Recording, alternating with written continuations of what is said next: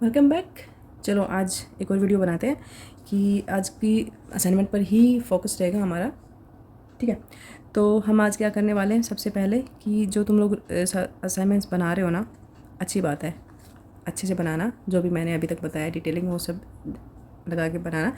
ठीक है, और क्या करना है कि जो हम एक नई चीज़ ऐड करने वाले हैं वो ये है कि तुम बना भी दोगे, पढ़ाई भी कर रहे हो, लेकिन कहीं ना कहीं बच्चों के मन में ये चल रहा होता है कि हमारे असाइनमेंट रिजेक्ट तो नहीं हो जाएंगे।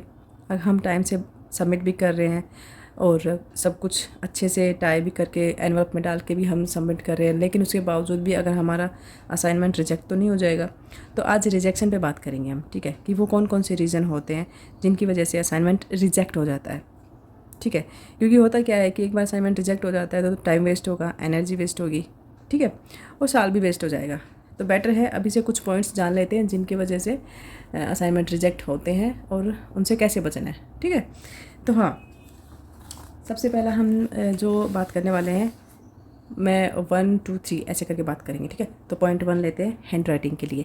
हैंड राइटिंग कभी भी मिक्स एंड मैच नहीं होनी चाहिए। ऐसा नहीं होना चाहिए कि 2 क्वेश्चन तुमने अपनी राइटिंग में लिख दिया और 2 क्वेश्चन या 4 क्वेश्चन जो भी है बाकी क्वेश्चन किसी और से लिखवा दिए। ठीक है, ये मत करना, क्योंकि जब हैंड राइटिंग चेंज होती है ना तो ये चांस बनता है रिजेक्शन का। तो अपनी हैंड राइटिंग में लिखना है, नीट एंड क्लीन लिखना है। ठीक है, किसी और से नहीं लिखवाना है।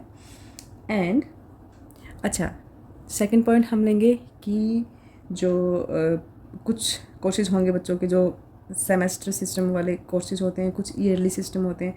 ठीक है, तो जो सेमेस्टर सिस्टम होता है उनको असाइनमेंट देने पड़ते हैं ट्वाइस इन ए ईयर। ठीक है, हर 6 मंथ के बाद। और अब जैसे जुलाई में जिनका एडमिशन था वो मार्च में सबमिट करेंगे। ठीक है, तो एक बार मार्च में करेंगे, फिर दिसंबर में करेंगे। ठीक है, डेट से पहले जो आपको टाइम दिया गया है, टाइम टेबल, जो भी last date, extended, without extended, जो भी है, जो भी डेट दी गई है, उससे पहले पहले असाइनमेंट सबमिट हो जाना चाहिए। नहीं होगा तो आपका असाइनमेंट एक्सेप्ट नहीं होगा। अगर ये सोच रहे हो कि लास्ट डेट के बाद भी अगर मैं सबमिट कर दूँ तो वो मत करना, सबमिट नहीं होगा। सबमिट भी हो जाएगा लेकिन वो एक्सेप्ट नहीं होगा। ठीक है, डेट का ध्यान रखना। ओके, और जो कोर्स कोड वगैरह होते हैं, जो ये फ्रंट पेज होता है, फ्रंट पेज जो होता है ना, इसको ठीक से फिल करना। मैं एक बार फिर से बता देती हूँ कि कोर्स कोड और तुम्हारे कोर्स टाइटल भरने क्यों इम्पोर्टेंट है। ये जो फ्रंट पेज है ना, ये आपने क्लियरली भरना है, इसमें कोई गलती नहीं होनी चाहिए। गलती अगर इसमें हो गई तो, क्योंकि क्या होता है कि जब टीचर्स, जब हम लोग ये चेक करने के लिए आपके असाइनमेंट उठाते हैं तो सबसे पहले यही हमारे आगे आता है। ठीक है, अगर यहाँ पे आपकी इन्फॉर्मेशन रॉन्ग है कुछ भी, तो क्या होता है कि वो हम क्या मतलब वो रिजेक्ट हो जाता है, वो चेक नहीं होगा। चेक भी हो गया तो अगर इन्फॉर्मेशन ही कंप्लीट नहीं है तो मार्क्स उसके अपलोड नहीं होंगे। ठीक है, तो इसको हम कैसे करेंगे एक बार फिर से सीख लेते हैं। इसको भरने का तरीका क्या है, देखो, आई होप दिख रहा होगा सबको। ठीक है, सबसे पहले था एनरोलमेंट नंबर। आपने अपना 10 डिजिट का enrolment number neat and clean बड़े बड़े अक्षरों में, साफ साफ अक्षरों में लिखना है। अपना नाम लिखना है, नाम की स्पेलिंग ठीक होनी चाहिए। जो नाम आपका आपकी आईडी पे दिया हुआ है ना, वही आपने इसमें डालना है। ठीक है, एड्रेस डालना है अपना, ये हो गया। अच्छा, यहाँ पे ना जब आप लिखते हो तो क्या होता है, कई बार जल्दबाजी में 1-2 डिजिट छूट जाती है।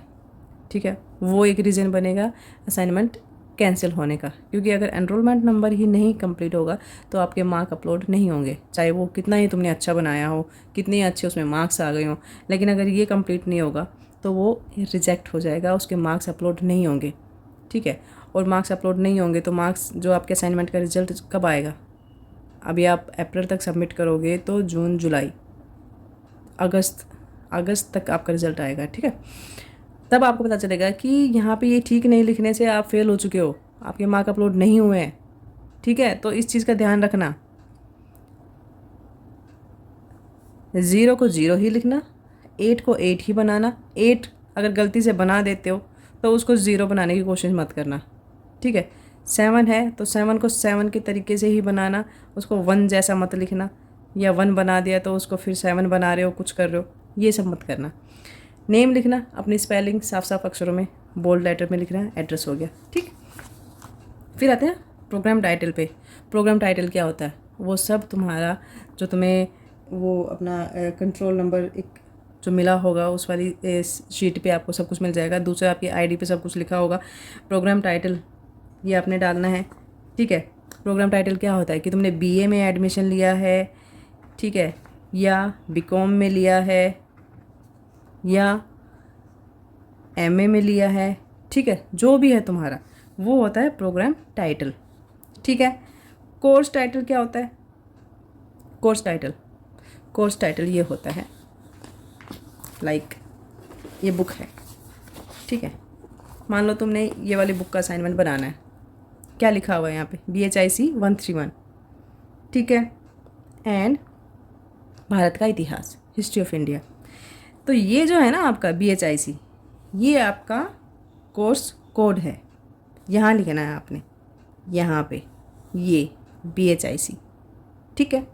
अच्छा, कोर्स टाइटल में क्या लिखेंगे हम? टाइटल होता है ये वाला, आपकी बुक का नाम, भारत का इतिहास, ये आ जाएगा यहाँ पे, हिस्ट्री ऑफ इंडिया, ठीक है, ओके।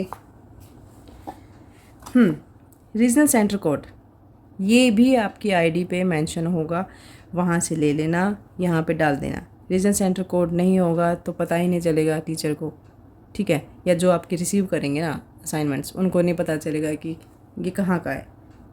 स्टडी सेंटर कोड, ये भी आपकी पूरी उस पर डिटेलिंग जो होगी आपकी, आप ऑनलाइन जाके चेक करना, स्टडी सेंटर कोड डालना, ठीक है। और अगर ये चीज़ें आप गलत डाल देते हो ना तो भी आपका असाइनमेंट रिजेक्ट हो जाएगा, ठीक है। हाँ, फ़ोन नंबर भी डालना, कंपलसरी है ये चीज़ें, ओके, इसको ऐसे लाइटली मत लेना। Email ID, date, signature sorry, ये चीज़ें हो गई क्लियर, ठीक है। चलो, अच्छा, अब करते हैं क्वेश्चन पेपर की बात। जिन लोगों ने अभी तक असाइनमेंट बना लिए हैं या जो बना रहे हैं, उनके लिए एक इम्पोर्टेंट बात ये है कि कुछ सोच रहे होंगे कि हम अगर अभी असाइनमेंट ना बनाएं, ठीक है, या बना दिया है और टाइम से अगर तुम लोग सबमिट नहीं कर पाते हो, 30 अप्रैल तक भी अगर सबमिट नहीं कर पाते हो तो क्या करें। तो तुम लोग हो सकता है ये सोचो कि हम उसको संभाल के रख लेते हैं और हम जब दिसंबर में दोबारा देना होगा तो हम दे देंगे, ठीक है। तो उसके पीछे क्या रीज़न होता है, वो भी एक रीज़न बनेगा तुम्हारा असाइनमेंट रिजेक्ट होने का। देखो, ये जो क्वेश्चन पेपर दिया हुआ है BHIE 142 का, इसे फॉर एग्जांपल, ठीक है, ऐसे लेना, सबका ऐसा ही मिलेगा, बट सब्जेक्ट अलग अलग हो जाएगा, पैटर्न यही मिलेगा। तो अगर कोई इस वाले सेशन का बना रहा है, अभी जो बना के सबमिट करेगा, और उसके क्वेश्चन पेपर पे ये लिखा हुआ है जुलाई 2023 और जनवरी 2024 तक, अगर ये वैलिडिटी है किसी के क्वेश्चन पेपर के ऊपर, तो वो अप्रैल 30 तक सबमिट कर देना है इस क्वेश्चन पेपर के साथ, ठीक है। क्योंकि ये सिर्फ यहाँ तक ही आपकी वैलिडिटी होगी। अगर तुम सोच रहे हो कि इस क्वेश्चन पेपर के साथ मैं असाइनमेंट टाइम से नहीं सबमिट कर पाया तो मैं वो जनवरी में दे दूँगा, तो वो दिसंबर में दे दूँगा, तो दिसंबर में नहीं होगा, दिसंबर में अलग क्वेश्चन पेपर आएगा विद अनदर वैलिडिटी, ठीक है। तो ये जनवरी तक का है, सबमिट करो फटाफट। और जो दिसंबर में देने वाले हो, अगर यही वाला दिसंबर में दोगे तो ये भी रिजेक्ट हो जाएगा, क्योंकि इसकी वैलिडिटी सिर्फ जनवरी तक है, जुलाई 23 से जनवरी 24 तक है, ठीक है। तो इस चीज़ का ध्यान रखना। और कुछ स्टूडेंट्स की कमेंट्स आए थे कि क्या हम सारे असाइनमेंट्स एक ही साथ सबमिट कर दें। नहीं, ऐसे मत करना। जितने भी तुम असाइनमेंट बना रहे हो, 1 बना रहे हो, 2 बना रहे हो, या किसी को 8 भी बनाने पड़ रहे हैं और किसी को 4 भी बनाने पड़ेंगे, तो करना क्या है कि हर असाइनमेंट को अलग अलग एनवलप में डाल के सबमिट करना है। एक ही एनवलप में डालोगे, कई बार क्या होता है कि मान लो BHIC है, ठीक है, ये मान लो मेरा ये सब्जेक्ट है, ठीक है, तो मेरे को ये वाला चेक करना है। अगर ये वाला असाइनमेंट मेरे पास आता है तो मैं ये तो चेक कर दूँगी। ये किस केस में बात कर रही हूँ मैं, जब तुम लोग सारे असाइनमेंट अपने 8 के 8 एक ही एनवलप में डाल के सबमिट कर दोगे, ठीक है, वो सबमिट तो हो जाएगा, लेकिन वो पूरा एनवलप क्या है, वो एक ही टीचर के पास जाएगा, ठीक है। तो उसमें क्या होगा कि जिस टीचर का जो असाइनमेंट होगा वो तो चेक कर देगा, लेकिन जो बाकी उसके नहीं होंगे वो फिर कैंसिल हो जाएंगे। कैंसिल क्यों हो जाएंगे? क्योंकि वो उस टीचर का है ही नहीं, पता ही नहीं चलेगा वो किस टीचर के असाइनमेंट्स है। तो अपने जितने भी असाइनमेंट दोगे वो इंडिविजुअली देना, ठीक है। अलग अलग क्वेश्चन पेपर लगाना, सबका आईडी लगाना, question paper ID front page और अपना असाइनमेंट, ठीक है, उसको अच्छे से टाई करके हर असाइनमेंट को अलग एनवलप में डाल के सबमिट करना और एनवलप को भी पिन अप कर देना, ठीक है, ये हो गया। तो इन शॉर्ट कि एक ही एनवलप में सारे क्वेश्चन पेपर असाइनमेंट्स डाल के सबमिट मत करना, कैंसिल हो जाएंगे। ध्यान से सुनो, कैंसिल हो जाएंगे, ठीक है। ओके, अच्छा, ऑनलाइन वालों के लिए क्या है कि जो ऑनलाइन करते हैं जो लोग, उनको क्या होता है कि कई बार फाइल साइज़ का पता नहीं होता, ठीक है। कई बार क्या होता है कि 25 MB और 10 MB की फ़ाइल एक्सेप्ट की जाती है, ठीक है, यहाँ तक तो हो जाता है, लेकिन अगर उससे बड़ी फ़ाइल आप सबमिट करते हो तो वो एक्सेप्ट नहीं होती है, वो भी रिजेक्ट हो जाती है। तो ये भी रीज़न होता है कि आपके ये रिजेक्ट होने का, ठीक है। एक चीज़ और कि जब आप असाइनमेंट सबमिट कर दोगे तो रिसिप्ट लेना मत भूलना। रिसीविंग जब जाओगे ना आप, ये मैं ऑफलाइन वालों की बात कर रही हूँ। आप जब ऑफलाइन में अपने असाइनमेंट सबमिट करने जाओगे तो जितने भी असाइनमेंट आप सबमिट करोगे तो वहाँ पर जो भी ऑफिस में जो भी पर्सन वहाँ पे आपके असाइनमेंट्स रिसीव कर रहा होगा उनसे रिसीविंग ज़रूर ले लेना। रिसीविंग क्या होता है कि it's a proof that you submit your assignments. Okay, PDF बना के रख लेना अपने असाइनमेंट्स का। क्यों बोल रही हूँ मैं, क्योंकि इन केस अगर कभी भी असाइनमेंट रिजेक्ट होता है किसी भी रीज़न से, या मिसप्लेस हो जाता है, या फट जाता है, या टीचर्स तक नहीं पहुंच पाता, तो क्या होता है कि जब आपका रिजल्ट आता है ना और मार्क अपडेट नहीं होते तब आपको दोबारा ना बनाना पड़े, इसलिए बेटर है रिसीविंग हो, ठीक है। रिसीविंग के साथ साथ ये तुम्हारा PDF, तो उसमें क्या है कि आप दोबारा से उसका प्रिंट आउट लेके दोबारा से सबमिट कर सकते हो। ये चीज़ें हो गई। अच्छा, फिर लास्ट एक हम बात कर लेते हैं कि जो आप इस सारा फाइल जो भी लोगे, आप एक फ़ाइल तो बनाओगे ना असाइनमेंट्स के लिए, तो उनके साथ क्या करना कि जो एक तो अलाइनमेंट का ध्यान रखना, ठीक है। अलाइनमेंट क्या होता है, सबसे पहले फ्रंट पेपर ये वाला ये लगाना है, ठीक है। उसके बाद ID लगेगी, जो ID है आपकी उसकी ज़ेरॉक्स लगेगी। उसके बाद क्या लगाना है, क्वेश्चन पेपर लगेगा, और फिर असाइनमेंट, ठीक है। अच्छा, असाइनमेंट में बहुत ज़्यादा कलरफुल पेनों का यूज़ मत करना कि बिल्कुल ही तुम मतलब रेनबो मत बना देना, ठीक है। 2 पेन यूज़ करना, ब्लू और ब्लैक।